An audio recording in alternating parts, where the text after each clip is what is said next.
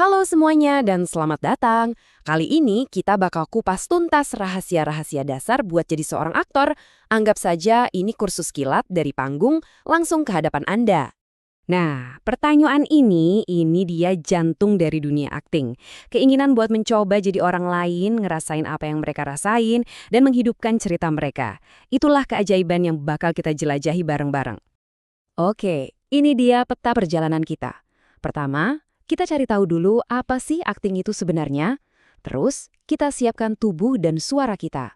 Setelah itu, kita masuk ke dunia emosi. Dan terakhir, kita gabungkan semuanya buat jadi satu karakter yang utuh. Jadi apa sebenarnya akting itu? Sederhananya gini deh. Akting itu seni menggunakan alat yang paling kita kenal, yaitu tugu, suara, dan emosi kita untuk menceritakan sebuah kisah. Perhatiin deh kata kuncinya, menyenangkan dan menarik. Jadi akting itu bukan cuma soal menghafal dialog ya.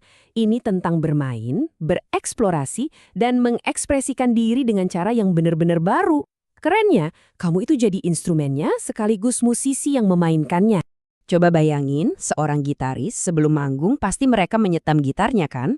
Nah, aktor juga gitu. Semuanya dimulai dari persiapan fisik. Kita nggak akan bisa berakting dengan maksimal kalau tubuh kita kaku. Yap, sesederhana ini. Tujuannya adalah buat membangunkan tubuh kita, kasih sinyal kalau, oke, waktunya beraksi. Lari di tempat, bantu memompa darah dan nyiapin otot-otot kita buat gerakan selanjutnya. Gerakan ini bagus banget nih buat melatih keseimbangan dan kekuatan inti tubuh. Ini semua soal kontrol. Setiap gerakan yang dilakukan aktor di atas panggung itu harus punya tujuan, dan semuanya berawal dari kontrol fisik kayak gini. Fleksibilitas itu kunci. Ini bikin ruang gerak kita jadi lebih luas dan pastinya mencegah cedera. Waktu membungkuk, coba deh rasakan peregangannya di bagian belakang kaki. Nah, disitulah tubuh kita melepaskan semua ketegangan. Jadi, intinya itu cuma satu, konsistensi. Coba deh buat rutinitas pemanasan sendiri. 5 latihan yang kita lihat ini udah jadi fondasi yang sempurna banget buat menyiapkan instrumen fisik kita sebelum naik panggung. Oke, tubuh kita udah panas. Sekarang kita beralih ke instrumen kedua, suara.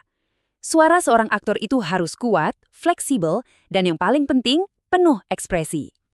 Ini bukan sekadar ngomong kencang loh, ini tentang mengontrol napas, biar suara kita stabil, ngucapin tiap kata dengan jelas, mainin nada biar nggak datar, mastiin suara kita kedengeran sampai penonton paling belakang, dan tentunya menanamkan emosi di setiap kata yang kita ucapkan. Yuk kita coba. Mungkin kelihatannya aneh, tapi ini efektif banget. Napas gorila itu buat membuka diafragma, biar suara kita punya power. Terus bersendangung itu getaran lembut buat manasin pita suara. Nah, kalau mendesis itu buat ngelatih napas kita keluar secara stabil. Penting banget buat dialog yang panjang. Ingat, napas itu bahan bakarnya suara. Ini dia pemanasan vokal klasik. Mengucapkan vokal murni ini ngebantu banget buat meregangkan otot-otot wajah dan rahang. Coba diucapkan yang lantang.